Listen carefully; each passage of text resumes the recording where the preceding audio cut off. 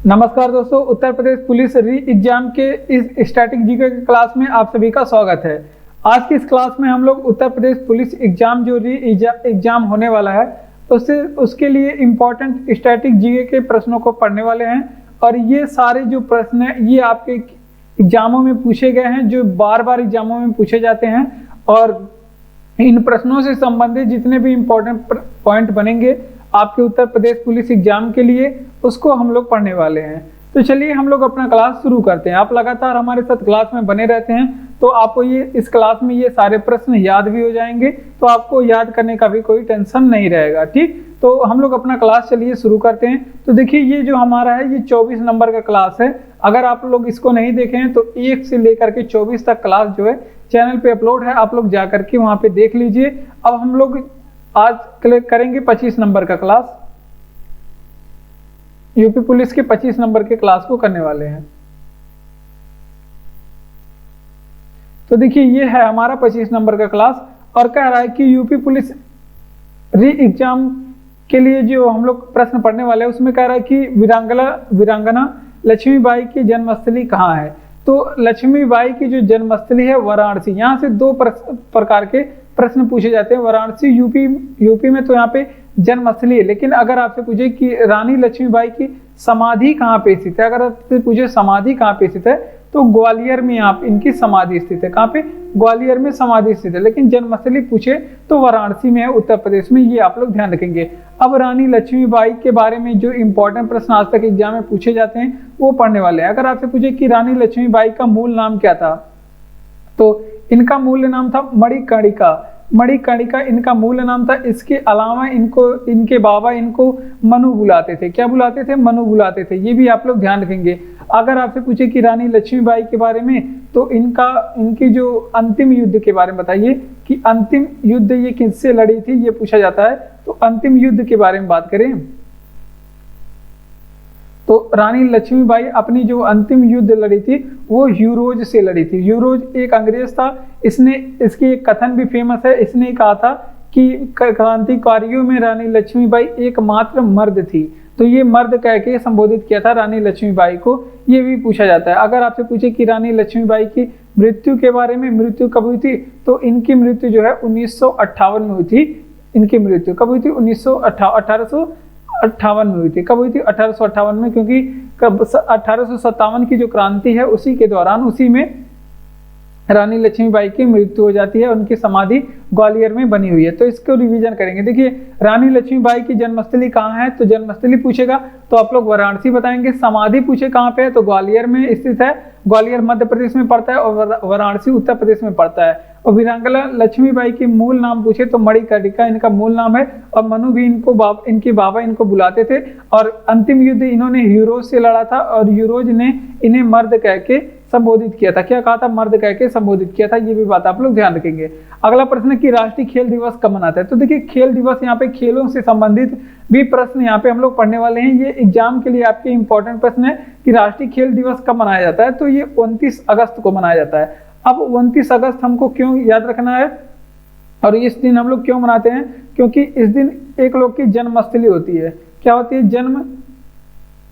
जन्म दिवस किसका होता है इस दिन? जमन। इस दिन किसका जन्म दिवस होता है? आप लोग बताएंगे कि 29 अगस्त को हम लोग राष्ट्रीय खेल दिवस किसके जन्म दिवस पे मनाते हैं? तो मेजर ध्यानचंद के जन्म दिवस पे मनाते हैं। किसके जन्म दिवस पे? मेजर ध्यानचंद के जन्म दिवस पे मनाते हैं। और मेजर ध्यानचंद के बारे में क्या आप लोग ध्यान रखेंगे कि इनकी एक आत्मकथा थी। ये एग्जाम में पूछा गया। ध्यानचंद की आत्मकथा का नाम गोल है। ठीक, गोल है, ये आप लोग ध्यान रखेंगे। अब आप लोग बताएंगे कि हम लोग राष्ट्रीय खेल दिवस, हमारा राष्ट्रीय खेल क्या है। अगर आपसे पूछे कि हमारा राष्ट्रीय खेल क्या है तो आप लोग बताएंगे कि हमारा राष्ट्रीय खेल क्या है? हॉकी है। तो ये बातें आप लोग ध्यान रखेंगे। अब इसका रिवीजन करेंगे। देखिए अगर आपसे पूछे कि राष्ट्रीय खेल दिवस कब मनाया जाता है तो राष्ट्रीय खेल दिवस 29 अगस्त को मनाया जाता है। और इस दिन जन्म दिवस किसका होता है? मेजर ध्यानचंद का जन्म दिवस होता है। किसका? मेजर ध्यानचंद का। और इनकी एक आत्मकथा है, गोल नामक इनकी आत्मकथा है। ये भी आप लोग ध्यान रखेंगे। अब बात कर लेते हैं मेजर ध्यानचंद के बारे में। एक और पॉइंट, इन्हें हॉकी का जादूगर कहा जाता है। अगर आपसे पूछे कि हॉकी का जादूगर किसे कहा जाता है तो मेजर ध्यानचंद को हॉकी का जादूगर कहा जाता है। अब इसका अगला प्रश्न है हमारा कि दूध उत्पादन में उत्तर प्रदेश का स्थान कौन सा है। तो ये भी आपके लिए इंपॉर्टेंट प्रश्न है। दूध से संबंधित आज तक जितनी भी क्रांतियां हुई हैं, जब भी जो भी दुग्ध उत्पादन के जनक हैं, कहाँ से शुरुआत हुई, कब हुई, तो ये सारे प्रश्नों को हम लोग पढ़ने वाले हैं। देखिए दुग्ध उत्पादन के बारे में उत्तर प्रदेश का स्थान पूछ रहा है, तो ये उत्तर प्रदेश है दुग्ध उत्पादन में दूसरे स्थान पे। अगर आपसे पूछे कि दुग्ध उत्पादन में प्रथम स्थान किसका है, तो प्रथम स्थान अब हो गया है दूध उत्पादन के मामले में राजस्थान का। किसका हो गया? राजस्थान का। तो ये बातें आप लोग ध्यान रखेंगे। अगर आपसे पूछे कि दुग्ध उत्पादन में विश्व में प्रथम कौन है, विश्व में प्रथम कौन है दूध के उत्पादन में, तो विश्व में प्रथम है दूध के उत्पादन में अपना भारत। कौन सा देश है? अपना भारत है। तो ये बातें आप लोग ध्यान रखेंगे। अब अगर आपसे पूछे दुग्ध उत्पादन के बारे में, इससे संबंधित कौन सी क्रांति है? श्वेत क्रांति। श्वेत क्रांति का संबंध अगर आपसे पूछे कि इसका संबंध किससे है, तो श्वेत क्रांति का जो संबंध है ये दूध उत्पादन से। किससे? दूध उत्पादन से है। ये बातें आप लोग ध्यान रखेंगे। अब बात कर लेते हैं श्वेत क्रांति का संबंध दूध उत्पादन से हो गया, और क्या पूछा जाएगा यहाँ पे, अगर आपसे पूछे कि जो श्वेत क्रांति का संबंध है भारत में, श्वेत क्रांति के जनक कौन है, तो ये है जनक डॉक्टर वर्गीज कुरियन। कौन है? डॉक्टर वर्गीज कुरियन भारत में श्वेत क्रांति के जनक है, वर्गीज कुरियन। अगर आपसे पूछे कि श्वेत क्रांति के विश्व में जनक कौन है, विश्व में जनक कौन है, तो यहाँ पे डॉक्टर नॉर्मन बोरलॉग हैं श्वेत क्रांति के विश्व में जनक। लेकिन यहाँ पे अगर आपसे पूछे कि हम लोग दूध दिवस कब मनाते हैं, दूध दिवस कब मनाते हैं, तो देखिए दूध दिवस की बात करें तो हम लोग 29 दूध दिवस की बात करें तो हम लोग 26 नवंबर के दिन मनाते हैं। कब मनाते हैं दूध दिवस?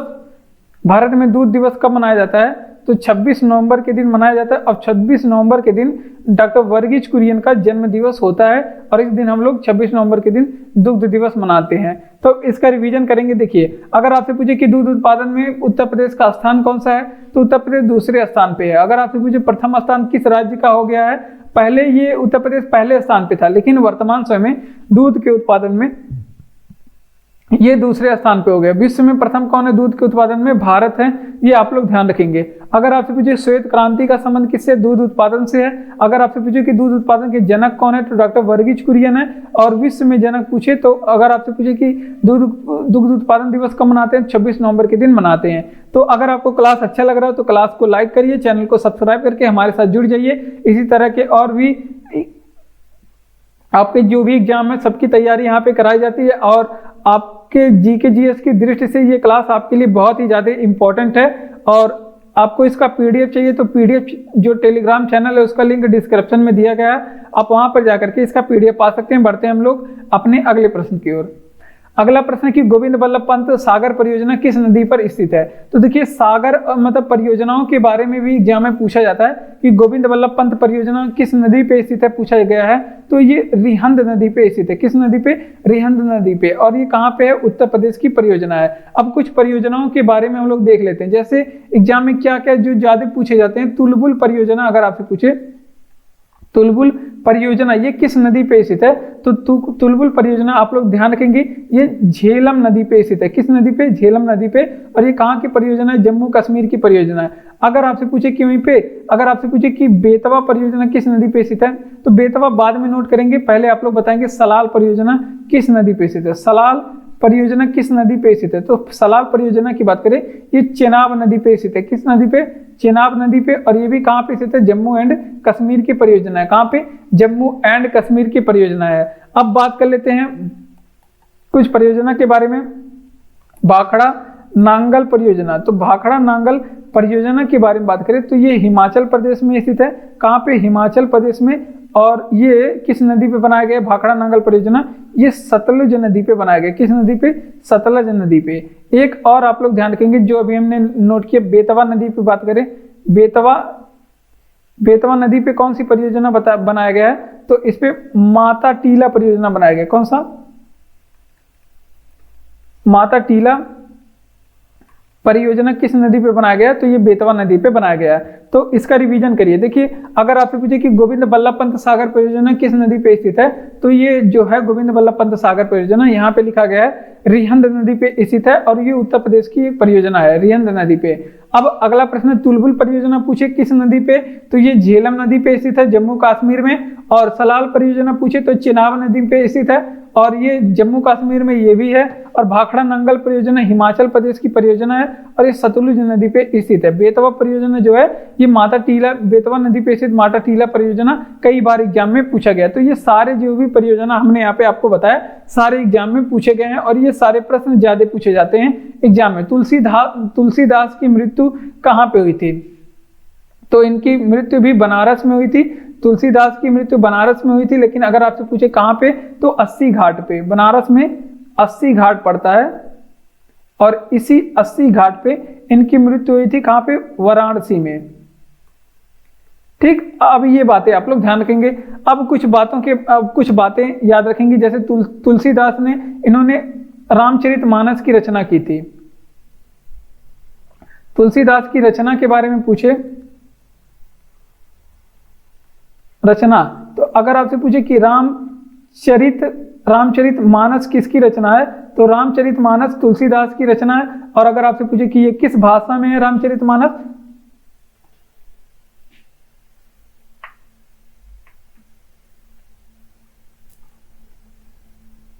अगर आपसे पूछे कि रामचरितमानस किस भाषा में है, तो ये अवधी भाषा में। किस भाषा में, अवधी भाषा में। ये आप लोग ध्यान रखेंगे। अब इनकी एक और रचना क्या है, इनकी और रचना है विनय पत्रिका। विनय पत्रिका के बारे में अगर आपसे पूछे किसकी रचना है, तो तुलसीदास की। और ये विनय पत्रिका अगर आपसे पूछे भाषा कौन सी है, तो इसकी भाषा आप लोग बताएंगे। विनय पत्रिका है ये ब्रज भाषा में, ब्रज भाषा में। तो ये सारी बातें आप लोग ध्यान रखेंगे। अब इसका रिवीजन करेंगे। देखिए अगर आपसे पूछे कि तुलसीदास की मृत्यु कहाँ पे हुई थी, तो 80 घाट वाराणसी में इनकी मृत्यु हुई थी। अगर आपसे पूछे तुलसीदास की कुछ रचनाओं के बारे में, तो रामचरितमानस तुलसीदास ने ही लिखा था अवधी भाषा में। और विनय पत्रिका किसने लिखा, ब्रज भाषा में तुलसीदास ने लिखा।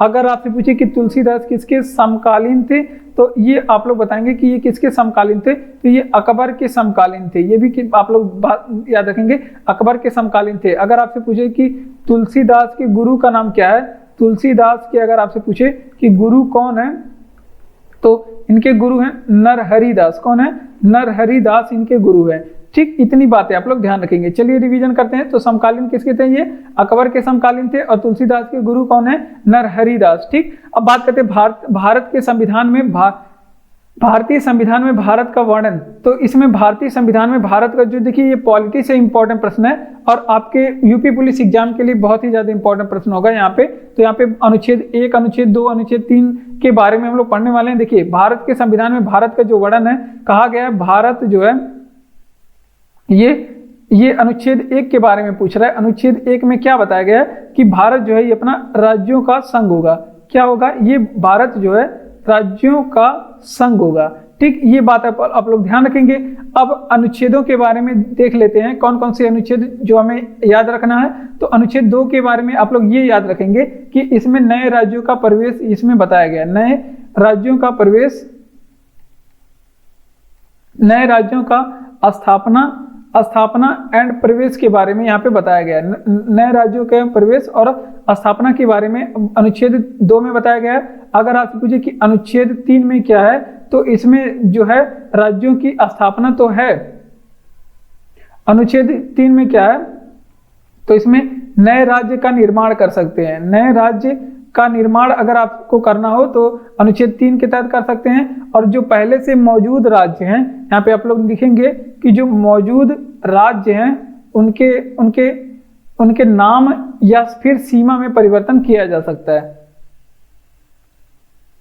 नाम या सीमा में परिवर्तन किया जा सकता है। तो ये थे आपके अनुच्छेद जो आपको याद रखना है।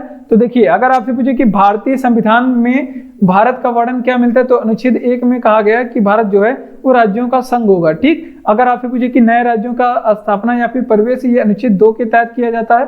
और जो अनुच्छेद 3 के तहत राज्य का निर्माण भारत में नए राज्यों का निर्माण किया जाता है अनुच्छेद 3 के तहत, और जो मौजूदा राज्य हैं उनके नाम में परिवर्तन, सीमा में परिवर्तन अनुच्छेद 3 के तहत किया जाता है। तो ये बातें आप लोग ध्यान रखेंगे। बढ़ते हैं अपने अगले प्रश्न की ओर। अगला प्रश्न है कि लोकसभा का अधिवेशन गठित करने हेतु गण पूर्ति कोरम पूछ रहा है। तो गण पूर्ति कोरम टोटल जितने सदस्य संख्या हैं, जितने भी संसद के जितने भी सदस्य हैं उसकी कितनी होनी चाहिए, 1/10 होनी चाहिए। कितनी होनी चाहिए, 1/10। ये आप लोग ध्यान रखेंगे।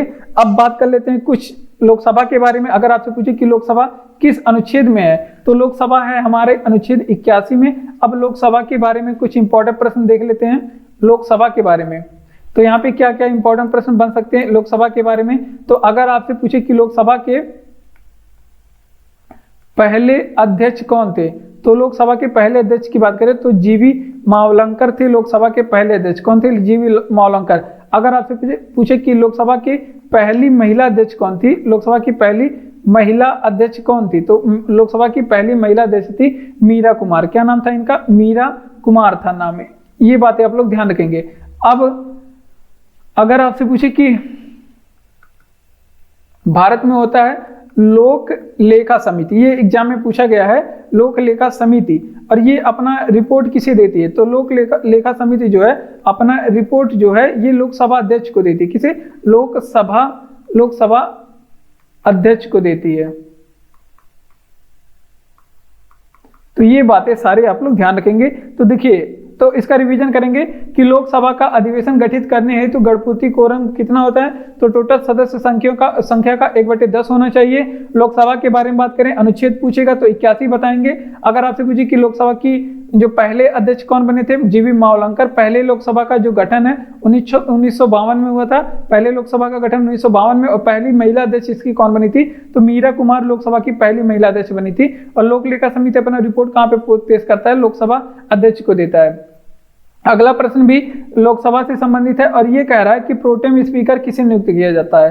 तो देखिए, लोकसभा में एक स्पीकर होता है जिसे लोकसभा अध्यक्ष कहते हैं, और प्रोटेम स्पीकर भी लोकसभा में बनाए जाते हैं, जो कि सबसे वरिष्ठतम सदस्य को बनाया जाता है। किसको,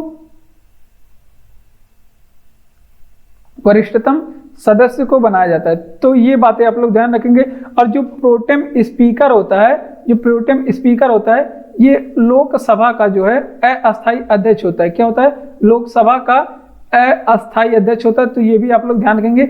अगर आपसे पूछे कि लोकसभा का अस्थायी अध्यक्ष कौन होता है, तो प्रोटेम स्पीकर होता है। अगर आपसे पूछे कि प्रोटेम स्पीकर की नियुक्ति कौन करता है, तो प्रोटेम स्पीकर की नियुक्ति करने का काम भारत में राष्ट्रपति करता है, राष्ट्रपति। ठीक, और वहीं राज्य स्तर पे बात कर लेते हैं। राज्य स्तर पे भी प्रोटेम स्पीकर बनाए जाते हैं। क्यों नहीं बनाए जाएंगे, राज्य स्तर पे प्रोटेम स्पीकर बनाए जाते हैं। और ये होता है कौन, तो ये होता है राज्य स्तर पे प्रोटेम स्पीकर की बात करें, राज्य स्तर पे जो प्रोटेम स्पीकर होते हैं वो किसके अध्यक्ष होते हैं, तो वो विधानसभा के अस्थायी अध्यक्ष होते हैं। किसके, क्योंकि राज्यों में लोकसभा के स्थान पे क्या होता है, विधानसभा होता है। तो वो विधानसभा के अस्थायी अध्यक्ष होते हैं। क्या होते हैं, अस्थायी अध्यक्ष होते हैं। तो ये सारी बातें आप लोग ध्यान रखेंगे। अब क्या बोलते हैं, अब हाँ, तो राज्य स्तर पे जो प्रोटेम स्पीकर है, अगर आपसे पूछे कि इसकी नियुक्ति कौन करता है, राज्य स्तर पे जो प्रोटेम स्पीकर है, क्योंकि केंद्र स्तर पे आप लोग समझ चुके हैं कि राष्ट्रपति जी नियुक्ति करते हैं, जबकि राज्य स्तर पे पूछे तो राष्ट्रपति के स्थान पे कौन होता है, राज्यपाल होता है। तो ये राज्य स्तर पे प्रोटेम स्पीकर की नियुक्ति करेगा। तो ये बातें आप लोग ध्यान रखेंगे। प्रोटेम स्पीकर किसे नियुक्त करते हैं, तो प्रोटेम स्पीकर जो वरिष्ठतम सदस्य होते हैं उनको नियुक्त किया जाता है। और नियुक्ति कौन करते हैं, तो राष्ट्रपति महोदय इनकी नियुक्ति करते हैं। अब आपसे पूछे कि प्रोटेम स्पीकर कौन होता है, तो लोकसभा के अस्थायी अध्यक्ष को क्या कहते हैं, प्रोटेम स्पीकर कहते हैं। वहीं राज्य स्तर पे बातें कर लिया जाए तो राज्य स्तर पे प्रोटेम स्पीकर की नियुक्ति कौन करता है, अस्थायी अध्यक्ष होता है। राज्यसभा में जो प्रोटेम स्पीकर की नियुक्ति है वो कौन करता है, विधानसभा में, तो वो करता है राज्यपाल, और विधानसभा के ये अस्थायी अध्यक्ष होते हैं। अगला प्रश्न की राज्यसभा का सर्वप्रथम गठन, तो देखिए ये भी पॉलिटी से संबंधित प्रश्न है और ये इंपॉर्टेंट प्रश्न है। अभी राज्यसभा के बारे में हम लोग यहाँ पे डिटेल में पढ़ने वाले हैं। तो देखिए, राज्यसभा का सर्वप्रथम गठन जो है 1952 में हुआ था। 1952 में, ये आप लोग ध्यान रखेंगे। अब राज्यसभा के बारे में क्या क्या प्रश्न पूछा जाता है कि ये किस अनुच्छेद में, तो अनुच्छेद 80 में है। अगर आपसे पूछे कि राज्यसभा के प्रथम सभापति कौन थे, राज्यसभा के प्रथम सभापति कौन थे? तो देखिए राज्यसभा के जो हेड होते हैं उनको सभापति कहा जाता है। और पहले सभापति कौन थे राज्यसभा के? वो पहले जो राज्यसभा के जो पहले पदेन सभापति होते हैं, यहाँ पे इस तरह से लिखिए,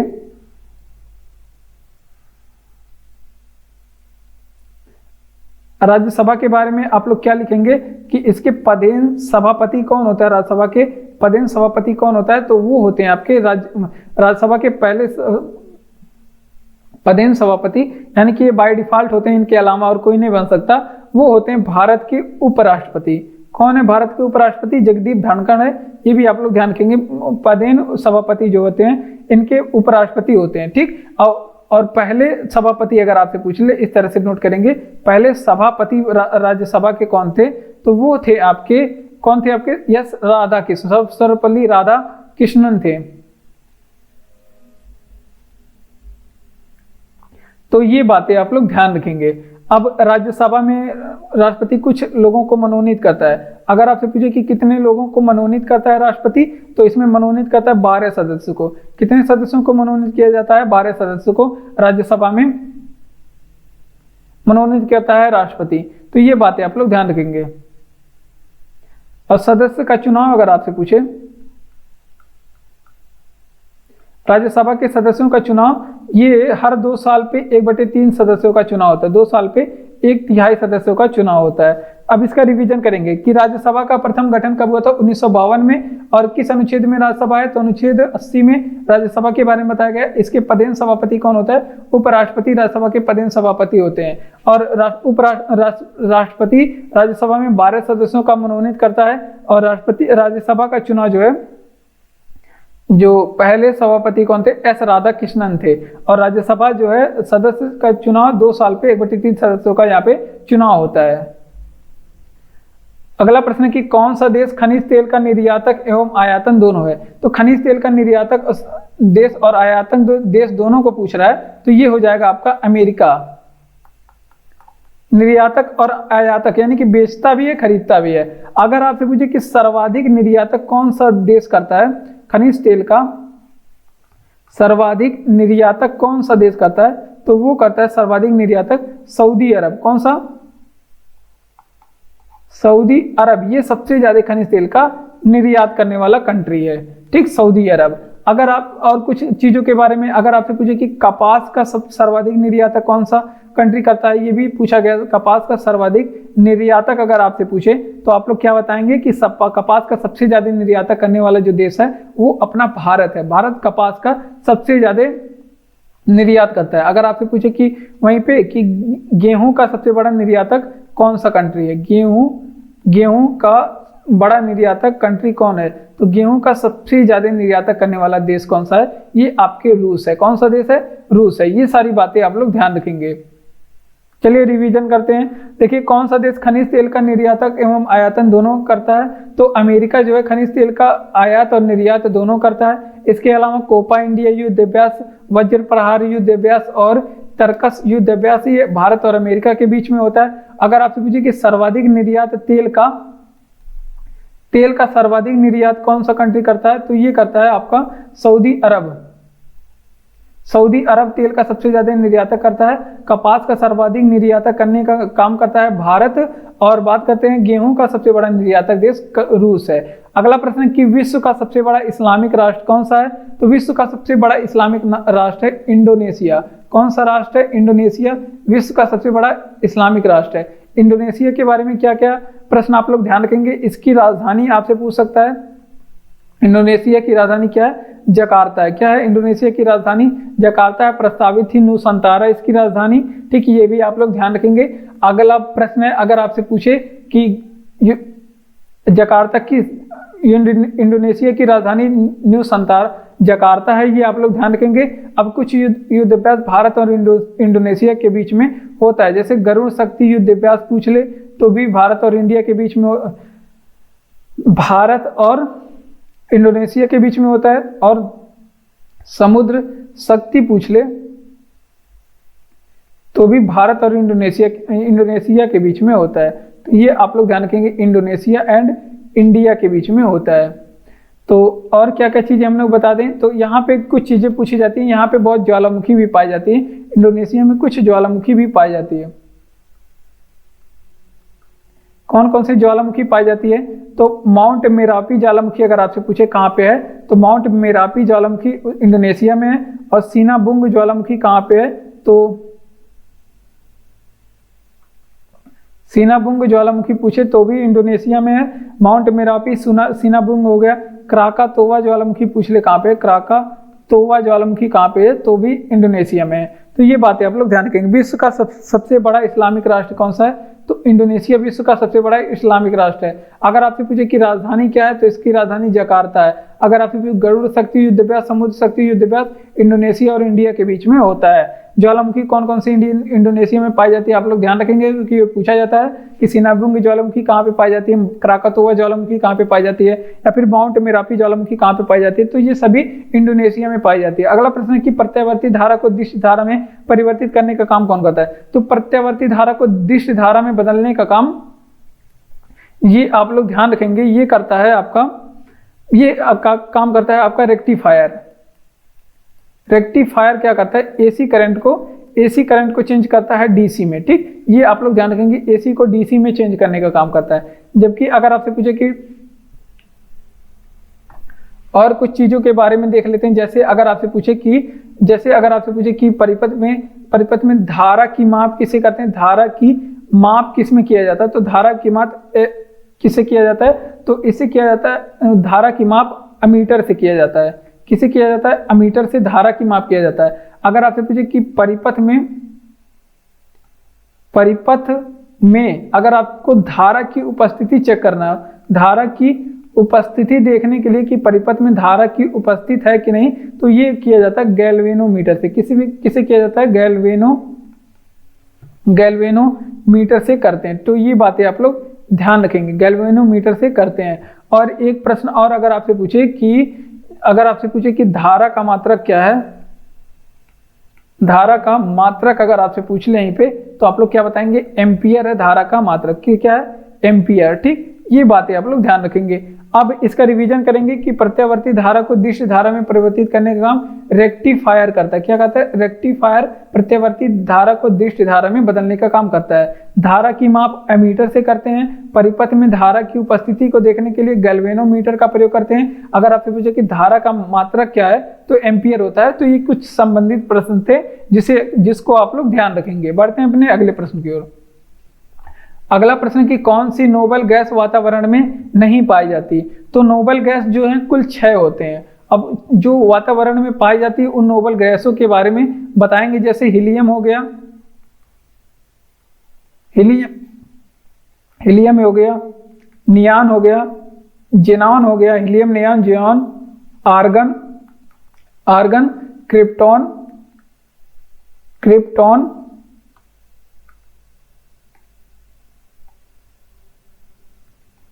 क्रिप्टॉन और रेडान। ये सभी गैसें जो है ये वायुमंडल में 6 गैसें होती हैं और ये वायुमंडल में पाई जाती हैं। इसके अलावा कोई भी अक्रिय गैसें वायुमंडल में नहीं पाई जाती हैं। और नोबल गैस को क्या बोलते हैं, इसे शाही गैस के नाम से भी जानते हैं, इसे अक्रिय गैस कहते हैं। क्या कहते हैं, अक्रिय गैस के नाम से भी जानते हैं। और इसे निष्क्रिय गैस भी कहते हैं। क्या कहते हैं, निष्क्रिय गैस भी कहते हैं। तो ये सारी बातें एक ही हैं, आप लोग ध्यान रखेंगे। तो देखिए इसका रिवीजन करेंगे कि कौन सी नोबल गैस वातावरण में नहीं पाई जाती। तो नोबल गैस वातावरण में 6 पाई जाती है। हीलियम, और इसका सिंबल देख लीजिए He होता है। नियॉन का सिंबल क्या होता है, Ne होता है। और जेनॉन का सिंबल क्या होता है, Xe होता है। जेनॉन का सिंबल क्या होता है, Xe होता है। अगर आपसे पूछे कि क्रिप्टॉन का सिंबल Kr होता है, आर्गन का सिंबल क्या होता है, Ar होता है। क्या होता है, Ar होता है आर्गन का सिंबल। और रेडान का सिंबल Rn होता है। ठीक, इतनी बातें आप लोग ध्यान रखेंगे। तब चलिए इसका रिवीजन करते हैं। अगर आपसे पूछे कि अगला प्रश्न कि स्टेनलेस स्टील में प्रयुक्त धातु, तो देखिए स्टेनलेस स्टील एक तो आप लोग आयरन प्रयोग करेंगे और क्रोमियम का प्रयोग स्टेनलेस स्टील में करेंगे। आयरन और क्रोमियम का प्रयोग करते हैं। अब कुछ मिश्र धातुएं हैं जिनके बारे में बार बार एग्जामों में प्रश्न पूछे जाते हैं। तो कौन कौन से मिश्र धातु, जैसे अगर आपसे पूछे कि तांबा में किस चीज का मिश्रण किया जाता है, पीतल में कौन कौन सी चीजों का मिश्रण किया जाता है, तो देखिए तांबा को तांबा को किन किन चीजों के मिश्रण से बनाया जाता है, तो इसमें टिन और जस्ता मिला होता है। तांबा में टिन और जस्ते को मिला करके बनाया जाता है तांबा को। और पीतल को किससे मिला करके बनाया जाता है, तो इसे जस्ता और फिर पीतल को जस्ता और फिर एक और धातु कौन सी है, पीतल किससे बनता है, पीतल को बनाया जाता है जस्ता और तांबा से। सॉरी यहाँ पे तांबा नहीं रहेगा भैया, यहाँ पे कांसा रहेगा। क्या यार, कांसा अगर आपसे पूछे किससे बनाया जाता है, तो टिन और जस्ते को मिलाकर, टिन और तांबा को मिलाकर के कांसा बनता है। और जस्ता और तांबा को मिलाकर के क्या बनता है, पीतल बनता है।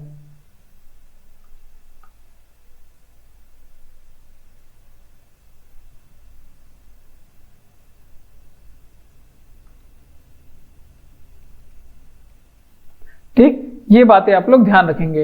अब अगर आपसे पूछे कि फ्यूज तार किस चीज को मिला करके बनाया जाता है, फ्यूज तार को किस चीज को मिला के बनाया जाता है, तो टिन और सीसा के मिश्रण को मिला करके, सीसा और टिन को मिला करके फ्यूज तार बनाया जाता है। और किन चीजों के बारे में ध्यान रखेंगे, अगर आपसे पूछे कि जर्मन सिल्वर किससे बनते हैं, जर्मन सिल्वर के बारे में बताएंगे। जर्मन सिल्वर, तो इसमें जस्ता होता है, तांबा होता है, जस्ता तांबा और फिर निकेल, तो इन चीजों को मिला करके जर्मन सिल्वर बनते हैं। तो आइए इसका रिवीजन करते हैं। देखिए, अगर आपसे पूछे कि स्टेनलेस स्टील में प्रयुक्त धातु कौन सी होती है, तो इसमें आयरन और क्रोमियम मिला के बनाया जाता है, इसको मिला करके। और कांसा किससे मिलाया जाता है, टिन और तांबा को मिला करके कांसा। और पीतल जस्ता और तांबा को मिला करके बनाया जाता है, पीतल जस्ता और तांबा को मिला करके बनाया जाता है। अगर आपसे पूछे फ्यूज तार, तो टिन और शीशे का मिश्रण होता है। जर्मन सिल्वर की बात करें तो ये जस्ता तांबा और फिर निकेल का मिश्रण होता है। अगला प्रश्न है कि भारत का प्रथम तितली उद्यान कौन सा है, तो बन्नेरघट्टा है। बन्नेरघट्टा भारत का पहला तितली उद्यान है और ये कर्नाटक में स्थित है। कहाँ पे, कर्नाटक, बेंगलुरु में स्थित है। अब कुछ नेशनल पार्कों के बारे में देख लेते हैं, क्योंकि आपके एग्जाम में नेशनल पार्क से संबंधित प्रश्न एग्जाम में पूछे जाते हैं। जैसे अगर आपसे पूछे कि दुधवा नेशनल पार्क कहाँ पे स्थित है, दुधवा नेशनल पार्क, तो ये लखीमपुर खीरी में स्थित है। दुधवा नेशनल पार्क कहाँ पे स्थित है, लखीमपुर खीरी। लेकिन आप लोग यहाँ पे बताएंगे लखीमपुर खीरी में स्थित है। और लखीमपुर खीरी किस राज्य में पड़ता है, जिस राज्य की आप लोग तैयारी कर रहे हैं उत्तर प्रदेश में पड़ता है, ये आप लोग ध्यान रखेंगे। अगर आपसे पूछे कि वहीं पे भारत का एकमात्र तैरता नेशनल पार्क कौन सा है, तो भारत का एकमात्र तैरता नेशनल पार्क है केबुल लामजाओ नेशनल पार्क। क्या है, केबुल लामजाओ नेशनल पार्क भारत का एकमात्र तैरता नेशनल पार्क है। और ये कहाँ पे स्थित है, मणिपुर में स्थित है। कहाँ पे, मणिपुर में स्थित नेशनल पार्क है। ठीक, अब बात कर लेते हैं, अगर आपसे पूछे कि भीतरकनिका नेशनल पार्क कहाँ पे स्थित है, भीतरकनिका नेशनल पार्क कहाँ पे स्थित है, तो भीतरकनिका नेशनल पार्क आप लोग बता देंगे कि उड़ीसा में स्थित है। ये आप लोग ध्यान रखेंगे, ये सभी चीजों का रिवीजन करते हुए चलेंगे ताकि आप लोग को सब चीजें याद हो जाएं। बेतला नेशनल पार्क पूछ ले तो झारखंड में स्थित है। कहाँ पे, झारखंड में बेतला नेशनल पार्क स्थित है। अब इसका रिवीजन करेंगे। देखिए क्या है कि भारत का प्रथम तितली उद्यान क्या है, तो बन्नेरघट्टा भारत का पहला तितली उद्यान है और ये कहाँ पे स्थित है, कर्नाटक में स्थित है। और दुधवा नेशनल पार्क की बात करें तो लखीमपुर खीरी में स्थित है दुधवा नेशनल पार्क। उत्तर प्रदेश में भारत का एकमात्र तैरता नेशनल पार्क क्या है, केबुल लामजाओ नेशनल पार्क, जो कि मणिपुर राज्य में स्थित है। और भीतरकनिका नेशनल पार्क की बात करें तो ये उड़ीसा में स्थित है। और बेतला नेशनल पार्क की बात करें झारखंड में स्थित है। बढ़ते हैं अपने अगले प्रश्न की ओर। तो अगर आपको ये क्लास अच्छा लग रहा हो तो क्लास को सब्सक्राइब करिए, वीडियो को लाइक करिए, दोस्तों में अपने शेयर करिए, कमेंट बॉक्स में कमेंट करके बताइए कि ये क्लास आपको कैसा लग रहा है। पीडीएफ आपको टेलीग्राम चैनल का लिंक डिस्क्रिप्शन में दिया गया, आपको वहां पर इसका पीडीएफ मिलेगा। ठीक,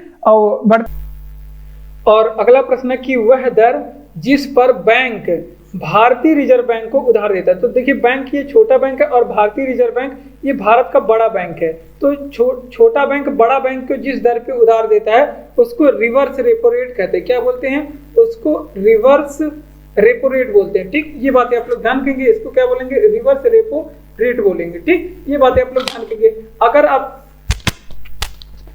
अगर आपसे पूछे कि वह दर क्या है जिस पर आरबीआई यानी कि बड़ा वाला बैंक आरबीआई, और जिस पर आरबीआई जो है वो छोटे बैंक को यानी कि बैंक को उधार देता है। आरबीआई जो बैंक को उधार देता है उस दर को क्या कहते हैं, उसको कहते हैं रेपो रेट। क्या बोलते हैं, रेपो रेट बोलते हैं। और एक चीज और आप लोग ध्यान रखेंगे, बैंक रेट किसे कहा जाता है, बैंक रेट ये भी पूछा गया एग्जाम में।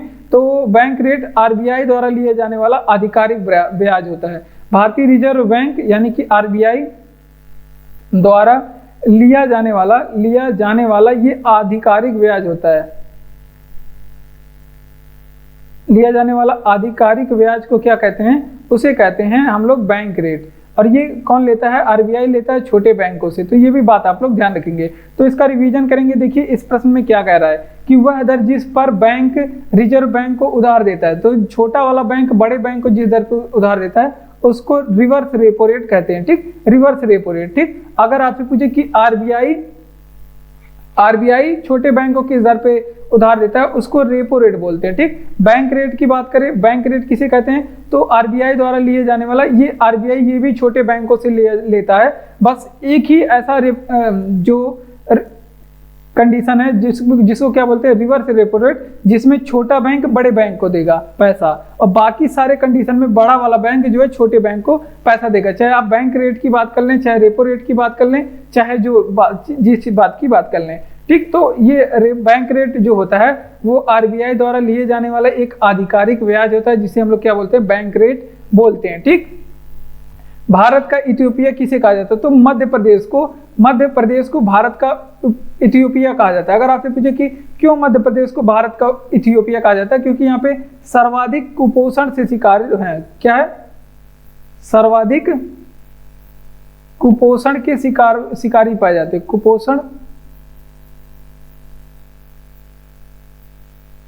कुपोषण के शिकार यहाँ पे सर्वाधिक पाए जाते हैं, यानी कि यहाँ पे सर्वाधिक कुपोषण है। ठीक, अब बात कर लेते हैं आगे। अगर आपसे पूछे कि मध्य प्रदेश के बारे में, तो इसे टाइगर स्टेट भी बोला जाता है, टाइगर स्टेट भी बोला जाता है। और यहाँ पे सर्वाधिक दाल उत्पादन होते हैं। मध्य प्रदेश में सर्वाधिक दाल उत्पादन अगर आपसे पूछे कहाँ पे होते हैं, मध्य प्रदेश में। अगर आपसे पूछे कि सर्वाधिक वन कहाँ पे पाए जाते हैं, सर्वाधिक वन कहाँ पे पाए जाते हैं, तो वो भी मध्य प्रदेश में पाए जाते हैं। दाल का उत्पादन सर्वाधिक वन मध्य प्रदेश में पाए जाते हैं। इसे सोया प्रदेश भी कहा जाता है, भारत को इथियोपिया भी कहा जाता है। अब कुछ भारत के उपनामों के बारे में देख लेते हैं। जैसे अगर आपसे पूछे कि सात द्वीपों की भूमि किसे कहते हैं, सात द्वीपों की भूमि किसे कहते हैं, तो सात द्वीपों की जो भूमि है मुंबई को कहते हैं। किसे कहते हैं, मुंबई को कहते हैं। मुंबई सालेसर द्वीप पे बसा हुआ है, सात द्वीपों की भूमि इसे बोलते हैं। अगला प्रश्न है, अगर आपसे पूछे कि यहीं पे 5 नदियों की भूमि किसे बोलते हैं, 5 नदियों की भूमि, तो 5 नदियों की भूमि के बारे में आप लोग भूलेंगे नहीं, पंजाब को कहते हैं। किसे कहते हैं, पंजाब को 5 नदियों की भूमि कहते हैं। इसके अलावा आप लोग ध्यान रखेंगे कि अगर आपसे पूछे कि भारत का पेरिस किसे कहते हैं, तो भारत का जो पेरिस है, भारत का पेरिस किसे कहते हैं, वो कहते हैं, आप लोग को याद रखना है, जयपुर को। किसे कहते हैं, जयपुर को भारत का पेरिस कहते हैं। तो ये बातें आप लोग को ध्यान रखना है। जैसे अगर आपसे पूछे कि भारत का इथियोपिया किसे कहा जाता है, तो मध्य प्रदेश को भारत का इथियोपिया कहा जाता है। क्यों, क्योंकि यहाँ पे सर्वाधिक कुपोषण के शिकारी यहाँ पे सर्वाधिक पाए जाते हैं। ठीक, अगर आपसे पूछे कि टाइगर स्टेट किसे कहा जाता है, तो मध्य प्रदेश को। सर्वाधिक दाल का उत्पादन मध्य प्रदेश में, और सर्वाधिक वन आच्छादित वाला क्षेत्रफल वाला राज्य कौन सा है, मध्य प्रदेश है। अगर आपसे पूछे कि 7 द्वीपों की भूमि कहाँ पाई जाती है, मध्य प्रदेश में। 5 नदियों की भूमि 7 द्वीपों की भूमि किसे कही जाती है, तो कही जाती है मुंबई को। 5 नदियों की भूमि किसे कहा जाता है, पंजाब को। और भारत का पेरिस अगर आपसे पूछे किसे कहते हैं, तो जयपुर को कहते हैं। हीरे का भार मापने की इकाई, हीरे का भार मापा जाता है कैरेट में। अगर सोने का भी पूछे किस में मापा जाता है, तो भी कैरेट में मापा जाता है। हीरे को भी, सोने को भी कैरेट में मापा जाता है। और 1 कैरेट बराबर जो यहाँ पे मात्रक है हीरे के लिए, तो ये आप लोग ध्यान रखेंगे, 1 कैरेट बराबर होता है 200 मिलीग्राम। क्या होता है, 200 मिलीग्राम होता है 1 कैरेट बराबर। ठीक, इतनी बातें आप लोग ध्यान रखेंगे। अब कुछ हीरे के लिए प्रसिद्ध खाने हैं जिसके बारे में पूछा जाता है। अगर आपसे पूछे कि अगर आपसे पूछे कि किम्बरले की खान कहाँ पे स्थित है, किम्बरले की खान कहाँ पे स्थित है, तो किम्बरले की जो खान है ये आपके दक्षिण अफ्रीका में स्थित है। कहाँ पे, दक्षिण अफ्रीका में किम्बरले की खान स्थित है। अगर आपसे पूछे कि पन्ना की खान किस लिए प्रसिद्ध है, पन्ना की खान ये किस लिए प्रसिद्ध है, तो ये है आपके मध्य प्रदेश में, पन्ना की खान मध्य प्रदेश में है। और ये दोनों के दोनों खाने किसके लिए प्रसिद्ध है, हीरा के लिए प्रसिद्ध है, हीरा के लिए। टोटल इंटरनल रिफ्लेक्शन, जिसे क्या बोलते हैं, पूर्ण आंतरिक परावर्तन बोलते हैं। क्या बोलते हैं, पूर्ण आंतरिक परावर्तन। ये घटना प्रकाश की एक घटना है और ये पूछा जाता है किसमें पाया जाता है, तो ये हीरा में होता है। किसमें होता है, हीरा में। तो ये बातें आप लोग हीरे से संबंधित याद रखेंगे। जैसे इंपॉर्टेंट प्रश्न क्या था हीरे से संबंधित, कि हीरे का भार मापने के लिए इकाई क्या है, तो हीरे का भार कैरेट में मापा जाता है। किम्बरले की खान क्यों प्रसिद्ध है, अब हीरे से संबंधित प्रश्न देख लेते हैं। तो किम्बरले की खान दक्षिण अफ्रीका में हीरा के लिए प्रसिद्ध है, और पन्ना की खान कहाँ पे है, मध्य प्रदेश में है। किसके लिए प्रसिद्ध है, हीरा के लिए प्रसिद्ध है, ठीक। और एक कैरेट हीरे के भार में, एक कैरेट बराबर क्या होता है, 200 मिलीग्राम होता है। हीरे के भार मापने की इकाई कैरेट होती है। इसके अलावा आप लोग ध्यान रखेंगे कि हीरे का भार, जो सोने का जो गुणवत्ता है उसका माप कैरेट में किया जाता है। पूर्ण आंतरिक परावर्तन किसमें होता है, हीरा में पूर्ण आंतरिक परावर्तन होता है। ये बातें आप लोग ध्यान रखेंगे। बढ़ते हैं अपने अगले प्रश्न की ओर। अगला प्रश्न है कि भारत का सबसे छोटा संघ राज्य कौन सा है, तो सबसे छोटा, भारत का सबसे छोटा संघ राज्य है लक्षद्वीप, ठीक है। कौन है, लक्षद्वीप है भारत का सबसे छोटा केंद्र राज्य। और ये कैसा द्वीप है, ये प्रवाल द्वीप है। क्या है, प्रवाल द्वीप है, ठीक। प्रवाल द्वीप यानी कि कोरल निर्मित द्वीप है। अगर आपसे पूछे कि लक्षद्वीप स्थित कहाँ पे है, तो ये अरब सागर में स्थित है। कहाँ पे, अरब सागर में स्थित है। भारत में अरब सागर में लक्षद्वीप स्थित है। तो ये बातें आप लोग ध्यान रखेंगे। अब चलिए कुछ प्रश्नों का रिवीजन करते हैं। जैसे अगर आपसे पूछे कि ये लक्षद्वीप में कोई हाई कोर्ट नहीं है, लक्षद्वीप के हाई कोर्ट की बात करें तो लक्षद्वीप के, अगर आपसे पूछे कि हाई कोर्ट किस हाई कोर्ट के अंदर है, अंदर आता है, तो इसमें हाई कोर्ट नहीं है लक्षद्वीप में। जबकि ये इसका हाई कोर्ट जो है ये केरल हाई कोर्ट में आता है। केरल हाई कोर्ट के में आता है इसका हाई कोर्ट जो है, वो केरल हाई कोर्ट जो है। लक्षद्वीप का कारभार हाई कोर्ट वाला कौन देखता है, केरल का हाई कोर्ट देखता है। तो ये आप लोग ध्यान रखेंगे। और केरल का जो हाई कोर्ट है कहाँ पे, एर्नाकुलम में है। केरल में ही एक स्थान का नाम है एर्नाकुलम। और लक्षद्वीप के बारे में आपको क्या याद रखना है कि सर्वाधिक जनसंख्या वाला यूनियन टेरिटरी क्या है, सर्वाधिक जनसंख्या वाला यूनियन टेरिटरी कौन सा है। सर्वाधिक, अगर आपसे पूछे कि सर्वाधिक साक्षरता वाला यूनियन टेरिटरी कौन सा है, तो वो यूनियन टेरिटरी लक्षद्वीप है। अगर आपसे पूछे कि न्यूनतम जनसंख्या वाला यूनियन टेरिटरी कौन सा है, न्यूनतम जनसंख्या वाला यूनियन टेरिटरी कौन सा है, तो वो है आपका, क्या है आपका, लक्षद्वीप। तो इतनी बातें आप लोग ध्यान रखेंगे।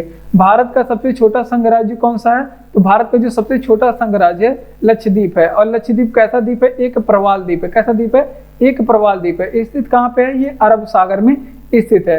लक्षद्वीप के हाईकोर्ट के बारे में बात करें तो लक्षद्वीप का हाईकोर्ट है केरल के हाईकोर्ट में आता है। लक्षद्वीप का हाईकोर्ट केरल के हाईकोर्ट में। सर्वाधिक साक्षरता और न्यूनतम जनसंख्या वाला राज्य कौन सा है, वो है आपका केरल। यूनियन टेरिटरी कौन है, केरल है, वो है आपका लक्षद्वीप, ठीक। अगला प्रश्न है कि एशिया का ज्योतिपुंज किसे कहा जाता है, तो गौतम बुद्ध को एशिया का ज्योतिपुंज कहा जाता है। इंपॉर्टेंट प्रश्न है ये, आपका कई बार एग्जाम में पूछा गया है। तो एशिया का जो है ज्योतिपुंज गौतम बुद्ध को, भगवान बुद्ध को कहा जाता है। अब गौतम बुद्ध के बारे में क्या क्या इंपॉर्टेंट प्रश्न पूछे जाते हैं एग्जाम में। अगर आपसे पूछे कि इनका जन्म कहाँ पे हुआ था, तो लुम्बिनी में इनका जन्म हुआ था। अगर आपसे पूछे कि इनकी मृत्यु कहाँ पे हुई थी, तो मृत्यु बताएंगे कुशीनगर में। कुशीनगर कहाँ पे पड़ता है, तो ये यूपी में पड़ता है कुशीनगर। और लुम्बिनी कहाँ पे पड़ता है, नेपाल में पड़ता है, ठीक। अगर आपसे पूछे कि इनकी गृह त्याग कितने वर्ष की अवस्था में हुई थी, गृह त्याग कितने वर्ष की अवस्था में होती, तो 29 वर्ष की अवस्था में गृह त्याग होती है। और गृह त्याग की घटना क्या कहा जाता है, महाभिनिष्क्रमण कहा जाता है। क्या कहा जाता है, महाभिनिष्क्रमण कहा जाता है इनके गृह त्याग की घटना को, ठीक। ये बातें आप लोग ध्यान रखेंगे। अब क्या यहाँ पे याद रखना है और क्या चीजें, जैसे अगर आपसे पूछे कि इन्होंने प्रथम उपदेश कहाँ पे दिए, प्रथम उपदेश महात्मा बुद्ध ने प्रथम उपदेश कहाँ पे दिए थे? तो ये प्रथम उपदेश अपना सारनाथ में दिए थे, सारनाथ में। और सारनाथ में प्रथम उपदेश देने की घटना को धर्मचक्र प्रवर्तन कहा जाता है। लेकिन अगर आपसे पूछे कि महात्मा बुद्ध ने सर्वाधिक उपदेश कहाँ पे दिए थे, ये अपना सर्वाधिक उपदेश कहाँ पे दिए थे? तो श्रावस्ती में सर्वाधिक उपदेश दिए थे। कहाँ पे? श्रावस्ती में सर्वाधिक उपदेश दिए थे। तो ये बातें आप लोग ध्यान रखेंगे। अब इसका रिवीजन करेंगे कि एशिया का ज्योतिपुंज किसे कहा जाता है? तो गौतम बुद्ध को एशिया का ज्योतिपुंज कहा जाता है। इनका जन्म जो है लुम्बिनी नेपाल में हुई थी। कहाँ पे? लुम्बिनी नेपाल में हुई थी। अब बात करते हैं मृत्यु कहाँ पे हुई इनकी? कुशीनगर उत्तर प्रदेश में मृत्यु की घटना महापरिनिर्वाण कही जाती है, जबकि गृह त्याग की घटना को क्या कहा जाता है? महाभिनिष्क्रमण कहा जाता है। ये सभी एग्जाम में पूछे गए हैं। और प्रथम उपदेश इन्होंने सारनाथ में दिया था। अगर आपसे पूछे सर्वाधिक उपदेश कहाँ पे दिए थे? श्रावस्ती में। भक्त तुकाराम किसके समकालीन थे? तो भक्त जो तुकाराम थे ये समकालीन थे। किसके समकालीन थे? तो ये जहांगीर के समकालीन थे। किसके समकालीन थे? जहांगीर के समकालीन थे। किसके समकालीन थे? जहांगीर के समकालीन थे। और जहांगीर के शासन काल को चित्रकला का स्वर्ण काल कहा जाता है। और भक्त तुकाराम ये कौन थे? तो इन्हें क्या कहा जाता है? भक्त तुकाराम को इन्हें दक्षिण का कबीर कहा जाता है। क्या कहा जाता है? दक्षिण का कबीर कहा जाता है। तो ये बात आप लोग ध्यान रखेंगे, इन्हें क्या कहा जाता है? दक्षिण का कबीर कहा जाता है। अब बात कर लेते हैं कुछ ऐसे महापुरुषों के बारे में, और ये किसके समकालीन थे। कुछ राइटरों के बारे में ये देख लेते हैं कि किसके समकालीन थे। तो देख लेते हैं मलिक मोहम्मद जायसी, जिसने क्या की? पद्मावत की रचना की। और ये किसके समकालीन थे? मलिक मोहम्मद जायसी। तो ये आप लोग ध्यान रखेंगे कि ये समकालीन थे शेरशाह सूरी के। किसके समकालीन थे? शेरशाह सूरी के समकालीन थे। ठीक, शेरशाह सूरी के। अभी हमने बताया कि जो आपके तुलसीदास थे, तुलसीदास ये किसके समकालीन थे? तो तुलसीदास को अभी हमने बताया कि ये अकबर के समकालीन थे। किसके समकालीन थे? अकबर के समकालीन थे। अब बात कर लेते हैं, अगर आपसे पूछे कि यहीं पे कौटिल्य के बारे में बताएंगे आप लोग, कौटिल्य के बारे में बताएंगे, ये किसके समकालीन थे? ये किसके समकालीन थे? कौटिल्य। तो ये जो थे ये कौटिल्य चंद्रगुप्त मौर्य के समकालीन थे। कौन? चंद्रगुप्त मौर्य के समकालीन थे। ये सारी बातें आप लोग ध्यान रखेंगे। तो इसका रिवीजन करेंगे कि भक्त तुकाराम किसके समकालीन थे? तो ये जहांगीर के समकालीन थे। जहांगीर के शासनकाल को हमने बताया कि चित्रकला का स्वर्ण काल कहा जाता है, और इन्हें न्याय के जंजीर के लिए जाना जाता है जहांगीर को। ये भी बात आप लोग ध्यान रखेंगे। और भक्त जो संत तुकाराम थे इन्हें दक्षिण का कबीर कहा जाता है। कौटिल्य के बारे में बात करें, किनके समकालीन थे? ये चंद्रगुप्त मौर्य के गुरु थे और उनके दरबार में महामंत्री पद पे भी थे। मलिक मोहम्मद जायसी के बारे में बात करें तो जिन्होंने पद्मावत की रचना की थी और शेरशाह सूरी के समकालीन थे। तुलसीदास के बारे में बात करें तो अभी हमने बताया कि इन्होंने अवधी भाषा में रामचरितमानस की रचना की थी, और तुलसीदास ने की अकबर के समकालीन थे। और इन्होंने विनय पत्रिका भी लिखा और ब्रज भाषा में लिखा था, ये भी हमने बताया है। ठीक, स्वराज पार्टी की स्थापना किसने किया? तो स्वराज पार्टी की स्थापना दो लोगों ने, मोतीलाल नेहरू और आप लोग ध्यान रखेंगे चित्तरंजन दास ने मिलकर के किया था। मोतीलाल नेहरू और चित्तरंजन दास ने मिलकर के किया था। अब बात कर लेते हैं स्वराज पार्टी के बारे में। क्या क्या यहाँ से प्रश्न पूछे जाएगा? अगर आपसे पूछे कि स्वराज पार्टी की स्थापना कब हुई थी तो 1923 में हुई थी। अगर आपसे पूछे कि स्वराज पार्टी की स्थापना कहाँ हुई थी तो ये स्वराज पार्टी की स्थापना इलाहाबाद में हुई थी। कहाँ पे? इलाहाबाद में स्वराज पार्टी की स्थापना हुई थी। तो ये बातें आप लोग ध्यान रखेंगे। अब यहाँ से एक प्रश्न आप लोग ध्यान रखेंगे कि जब स्वराज पार्टी की स्थापना हो रही थी तो इस समय कार्यकाल किसका था? तो इस समय कार्यकाल था रीडिंग का। रीडिंग के समय में स्वराज पार्टी की स्थापना किसके समय में हुई थी? रीडिंग के समय में स्वराज पार्टी की स्थापना हुई थी। अब बात कर लेते हैं, अगर आपसे पूछे कि चित्तरंजन के बारे में, चित्तरंजन दास की एक रचना है जो कि एग्जाम में पूछा गया है कि इनकी रचना का नाम क्या है, तो इनकी रचना है India for Indians. India for Indians, ये किसकी रचना है? तो इंडिया फॉर इंडियंस जो है ये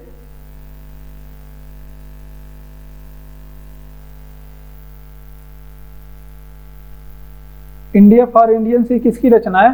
तो ये रचना है चित्तरंजन दास की। किसकी रचना है? चित्तरंजन दास की। तो अब इसको रिवीजन करते हैं। जैसे देखिए स्वराज पार्टी की स्थापना किसके द्वारा की गई? तो मोतीलाल नेहरू और चित्तरंजन दास ने मिलकर के स्वराज पार्टी की स्थापना 1923 में इलाहाबाद में किया। तो ये सारी बातें हम लोग देख लेते हैं। अब बात करते हैं इस समय कार्यकाल किसका था? रीडिंग का। और चित्तरंजन दास की एक रचना का नाम आप लोग याद रखेंगे, इंडिया फॉर इंडियंस। ये रचना किसकी है? चित्तरंजन दास की। कांग्रेस की स्थापना के समय वायसराय, तो देखिए जब कांग्रेस की स्थापना हुई थी वो 1885 में हुई थी। कब हुई थी कांग्रेस की स्थापना? 1885 में। अगर आपसे पूछे कि कांग्रेस की स्थापना किसने की थी, तो कांग्रेस की स्थापना अगर आपसे पूछे किसने की थी, तो ए.यू. ह्यूम ने की थी। कांग्रेस की स्थापना ए.यू. ह्यूम ने की थी। और उस समय भारत में वायसराय कौन थे? 1885 के समय, उस समय कांग्रेस की स्थापना के समय भारत में वायसराय अगर आपसे पूछे कौन थे, तो उस समय वायसराय थे आपके डफरिन। डफरिन के समय में कांग्रेस की स्थापना हुई। किसके समय में? डफरिन के समय में। अब बात कर लेते हैं, अगर आपसे पूछे कि कांग्रेस की स्थापना हुई और इसके पूछा जाता है कि डफरिन नहीं डफरिन, अगर आपसे पूछे कि इसके कांग्रेस के पहले अध्यक्ष कौन थे, कांग्रेस के पहले अध्यक्ष कौन बने थे, तो डब्ल्यू.सी. बनर्जी या फिर व्योमेश चंद्र बनर्जी कांग्रेस के पहले अध्यक्ष बने। अगर आपसे पूछे कि कांग्रेस की जो स्थापना है ये सबसे पहले कहाँ पे हुई थी, मतलब इसकी जो पहली अधिवेशन 1885 में हुई। 1885 का अधिवेशन है ये कहाँ पे हुआ था, तो ये तेजपाल 1885 में अधिवेशन की बात करें तो ये तेजपाल संस्कृत पाठशाला मुंबई में हुआ था। तेजपाल संस्कृत पाठशाला, और ये कहाँ पे है? मुंबई में हुआ था। ठीक, इतनी बातें आप लोग ध्यान रखेंगे। तब इसका रिवीजन करेंगे। देखिए कि कांग्रेस की स्थापना के समय वायसराय कौन थे, तो कांग्रेस की स्थापना के समय भारत में वायसराय डफरिन थे। 1885 में कांग्रेस की स्थापना हुई थी। अगर आपसे पूछे किसने किया था, तो ए.यू. ह्यूम ने किया था। अब अगर आपसे पूछे कि पहले अध्यक्ष बने थे कौन, व्योमेश चंद्र बनर्जी कांग्रेस के पहले अध्यक्ष बने थे। अधिवेशन कहाँ का था? तेजपाल संस्कृत पाठशाला मुंबई में ये अधिवेशन चल रहा था। अगला प्रश्न कि लिग्नाइट कोयले का विशालतम भंडार कहाँ पे पाया जाता है, तो लिग्नाइट कोयले का एक प्रकार है, 3 प्रकार के कोयले पाए जाते हैं। लिग्नाइट का प्रकार जो है ये तमिलनाडु में पाया जाता है। कहाँ पे? तमिलनाडु में पाया जाता है। अब कोयले के बारे में हम लोग चलिए देखते हैं। अगर लिग्नाइट कोयले को ही क्या कहा जाता है, इसे पूछा जाता है एग्जाम में, क्या कहा जाता है, तो इसे भूरा कोयला कहा जाता है। क्या कहा जाता है? भूरा कोयला कहा जाता है। भूरा कोयला कह के इसे संबोधित किया जाता है। अब बात कर लेते हैं, अगर आपसे पूछे कि सबसे शुद्ध सोना को सबसे शुद्ध कोयला कौन सा होता है, सबसे शुद्ध कोयला, तो सबसे शुद्ध कोयला जो होता है एंथ्रेसाइट होता है। क्या होता है? एंथ्रेसाइट कोयला सबसे शुद्ध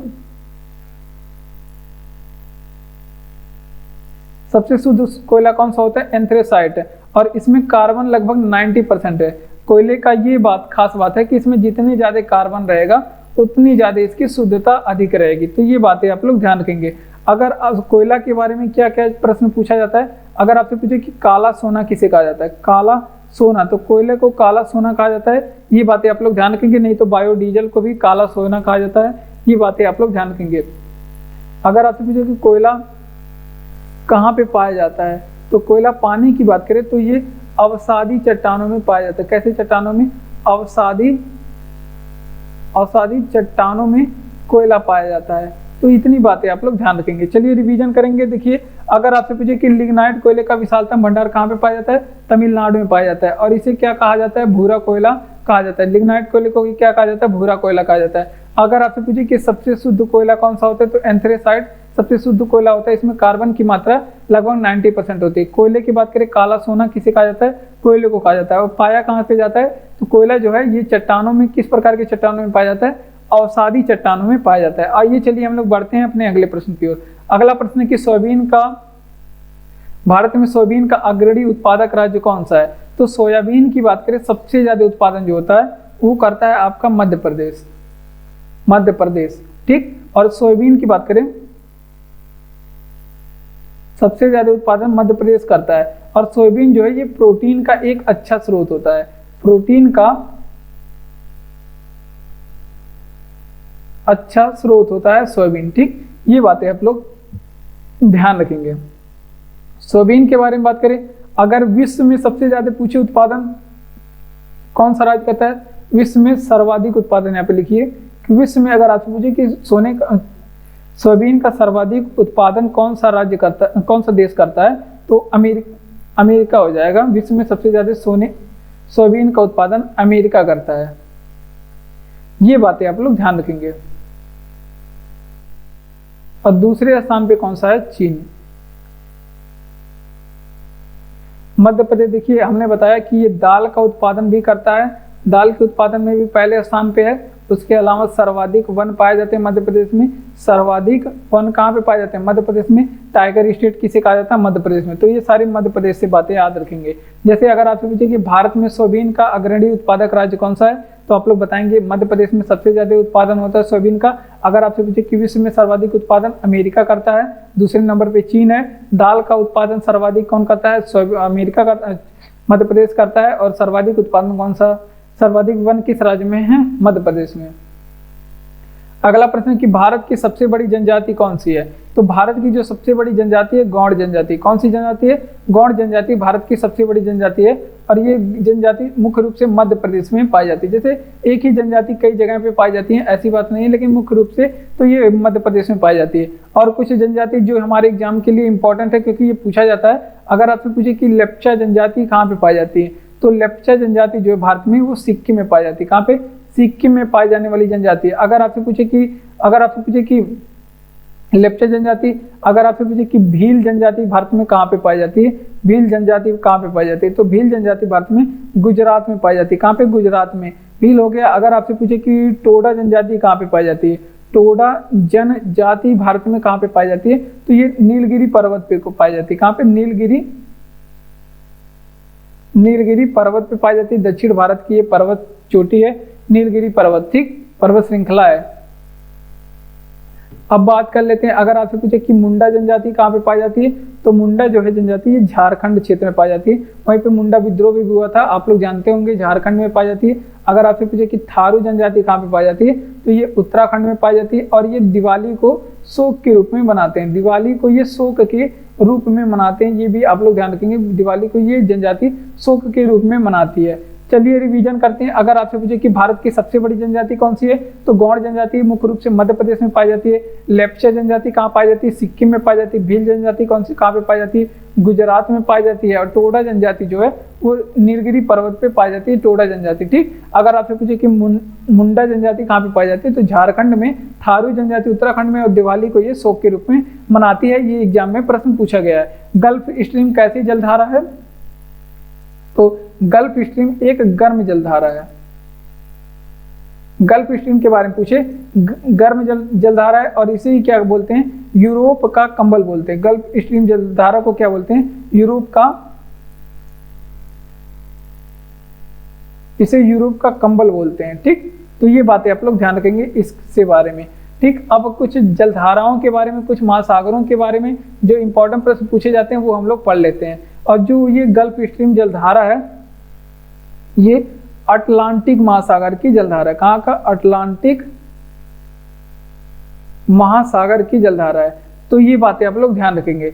अगर आपसे पूछे कि अल नीनो जलधारा कहाँ का है, अल नीनो जलधारा कहाँ का है, तो अल नीनो जो जलधारा है ये गर्म जलधारा है, गर्म जलधारा है, ठीक। और अगर आपसे पूछे कि लेब्राडोर की जलधारा कैसी जलधारा है, लेब्राडोर की जलधारा कैसी है, ये एक ठंडी जलधारा है। क्योंकि ये पूछा जाता है कि कौन सी जलधारा गर्म जलधारा है, कौन सी जलधारा ठंडी जलधारा है। तो ये सारी बातें आप लोग ध्यान रखेंगे। अल नीनो पूछ ले तो गर्म जलधारा, जबकि लेब्राडोर की जलधारा जो है ठंडी जलधारा है। और अगर हम्बोल्ट की जलधारा पूछे, हम्बोल्ट की जलधारा पूछ ले अगर, तो ये भी ठंडी जलधारा है। कैसी जलधारा है? ठंडी जलधारा है। तो इतनी बातें आप लोग ध्यान रखेंगे। ये कैसी जलधारा है? ठंडी जलधारा है। अगर आपसे पूछे रेनीले जलधारा, तो ये अटलांटिक महासागर की जलधारा है। ये सभी जलधाराओं के बारे में आप लोग ध्यान रखेंगे। जैसे गल्फ स्ट्रीम कैसी जलधारा है, तो ये गर्म जलधारा है। इसे यूरोप का कंबल कहा जाता है। क्या बोलते हैं? यूरोप का कंबल बोलते हैं। अब अगर बात करें अटलांटिक महासागर की जलधारा है गल्फ स्ट्रीम। अल नीनो जलधारा एक गर्म जलधारा है। अल नीनो कैसी जलधारा है? गर्म जलधारा। लेब्राडोर की जलधारा ये ठंडी जलधारा है। अब बात करते हैं हम्बोल्ट की जलधारा, ये भी ठंडी जलधारा है। कैसी जलधारा है? हम्बोल्ट की जलधारा ये भी ठंडी जलधारा है। पेरू में बहती है। कहाँ पे? पेरू कंट्री के निकट बहती है। बढ़ते हैं अपने अगले प्रश्न की ओर।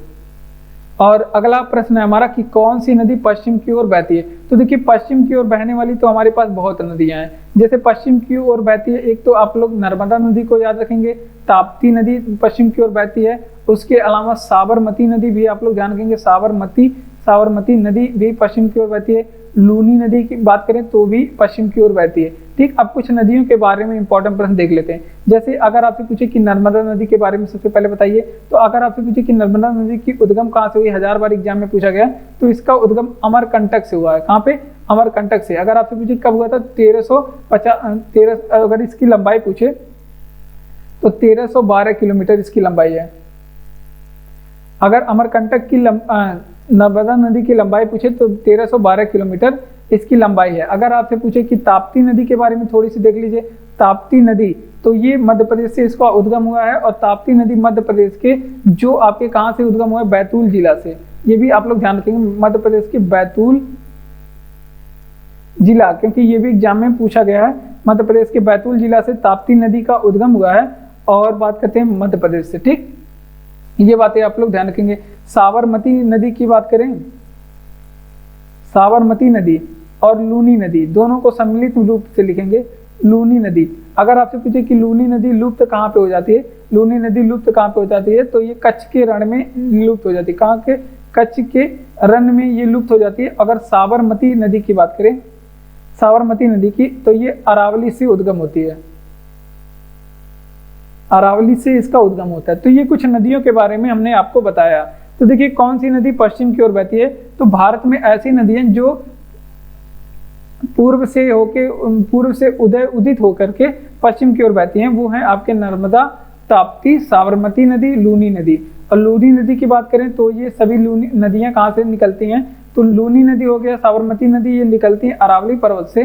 जबकि लुप्त होने की बात करें, केवल लूनी नदी जाकर के कच्छ के रण में लुप्त हो जाती है। साबरमती जो है ये अरब सागर में जाकर के गिरती है। नर्मदा नदी की बात करें, उद्गम अमरकंटक से होता है और 1312 किलोमीटर इसकी लंबाई है। ताप्ती नदी बैतूल जिला मध्य प्रदेश से निकलती है, ये भी आप लोग ध्यान रखेंगे। अगला प्रश्न है कि किस दिन और रात बराबर होते हैं। तो देखिए दिन और रात बराबर साल में 2 बार होते हैं, एक 21 मार्च और 30 सितंबर के दिन होते हैं। 21 मार्च और 30 सितंबर के दिन और रात बराबर होते हैं, क्योंकि इस दिन जो है, इस दिन सूर्य कहाँ पे होता है, विषुवत रेखा पे होता है। इस दिन सूर्य कहाँ पे होता है, विषुवत रेखा पे होता है। और विषुवत रेखा को क्या कहते हैं, इसे बोलते हैं 0 डिग्री अक्षांश, 0 डिग्री अक्षांश रेखा भी बोलते हैं, और इसे ही बोलते हैं भूमध्य रेखा। क्या बोलते हैं? भूमध्य रेखा बोलते हैं। ठीक, ये बातें आप लोग ध्यान रखेंगे। अब कुछ प्रश्नों का रिवीजन करेंगे। अब किन चीजों का रिवीजन करेंगे, जैसे अगर आपसे पूछे कि सूर्य जो है, सूर्य कर्क रेखा पे कब होती है, सूर्य कर्क रेखा पे कब होता है, तो ये 21 जून के दिन सूर्य कर्क रेखा पे होता है, इसे आप लोग ध्यान रखेंगे। और इसमें उत्तरी गोलार्ध में बड़ा दिन होता है। अगर आपसे पूछे कि सूर्य मकर रेखा पे कब होता है, सूर्य मकर रेखा पे किस डेट को होता है, तो ये आप लोग ध्यान रखेंगे 22 दिसंबर के दिन सूर्य मकर रेखा पे होता है, और इस दिन दक्षिणी गोलार्ध में सबसे बड़ा दिन होता है, उत्तरी गोलार्ध में सबसे छोटा दिन होता है। तो अब इसका रिवीजन करेंगे कि किस दिन और रात बराबर होते हैं। तो 21 मार्च और 30 सितंबर के दिन और रात बराबर होते हैं, क्योंकि इस दिन सूर्य किस रेखा पे होता है, विषुवत रेखा पे, जिसे 0 डिग्री अक्षांश भी कहते हैं, जिसे भूमध्य रेखा भी कहते हैं। ये कहाँ पे होता है, सूर्य विषुवत रेखा पे। अब सूर्य की बात करें तो ये कर्क रेखा पे कब होता है, 21 जून के दिन होता है। 21 जून को हम लोग विश्व योगा दिवस भी मनाते हैं इसी वजह से। और इस दिन उत्तरी गोलार्ध में सबसे बड़ा दिन होता है। उत्तरी गोलार्ध में कैसा दिन होता है, बड़ा दिन होता है।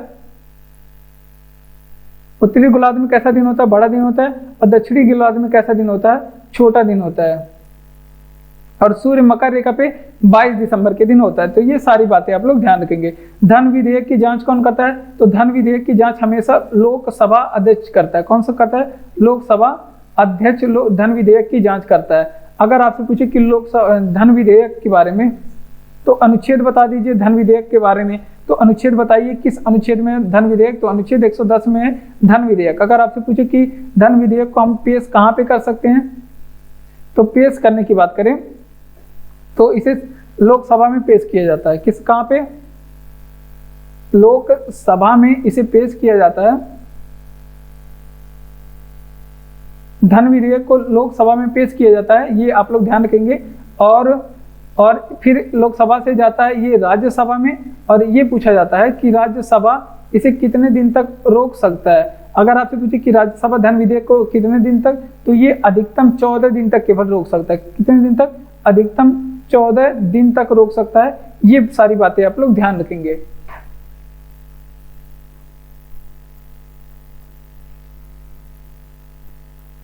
अब वहीं राज्य स्तर पे बात कर लेते हैं थोड़ी सी, क्योंकि राज्य स्तर पे भी पूछ सकता है कि राज्य स्तर पे अगर धन विधेयक पेश करना हो, राज्य स्तर पे धन विधेयक की बात करें कि धन विधेयक को पेश कौन करता है, तो इसमें विधानसभा अध्यक्ष करेगा। सिंपल सी बात है, क्योंकि लोकसभा के स्थान पे वहां पे विधानसभा होता है, तो विधानसभा अध्यक्ष करता है। ठीक, ये बातें आप लोग ध्यान रखेंगे। अब इसका रिवीजन कर लेते हैं इस प्रश्न का कि धन विधेयक की जांच कौन करता है, तो लोकसभा अध्यक्ष करता है। अगर आपसे पूछे कि धन विधेयक को पेश कहाँ पे किया जाता है, लोकसभा में किया जाता है, और राज्यसभा अपने पास इसको अधिकतम 14 दिन तक ही रोक सकता है। अगर आपसे पूछे राज्य स्तर पे धन विधेयक पेश कौन करता है, तो धन विधेयक को पेश विधानसभा अध्यक्ष करता है। तो चलिए बढ़ते हैं अपने अगले प्रश्न की ओर। तो धन्यवाद, आज के क्लास में बस इतना ही। अगर आपको क्लास अच्छा लग रहा हो तो क्लास को लाइक करिए, चैनल को सब्सक्राइब करके हमारे साथ जुड़ जाइए इसी तरह के और भी क्लास पाने के लिए। और आप लोग पढ़ते रहिए, हंसते रहिए, मुस्कुराते रहिए। इसी तरह आप लोग स्टैटिक जीके की तैयारी को मजबूती से अपनी आगे बढ़ाइए। ठीक है, धन्यवाद और खुश रहिए।